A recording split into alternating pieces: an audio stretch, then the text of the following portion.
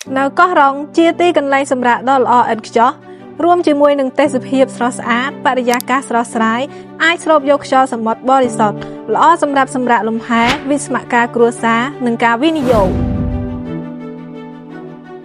គម្រោងផ្ទះវីឡាបែបរីសតទីតាំងនៅកោះរ៉ុងសន្លឹមសាងសង់ដំណាក់កាលទី1លើផ្ទៃដី366ហិកតាសំណង់ជាក់ស្ដែងគឺបានបញ្ចប់ជាស្ថាពរដែលមានវីឡាសរុបចំនួន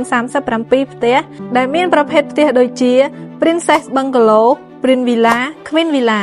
និងវីឡាដែលធំជាងគេគឺ King Villa ដែលមានឆ្នេរឯកជននិងមានកន្លែងចតអូបផ្ទាល់ខ្លួន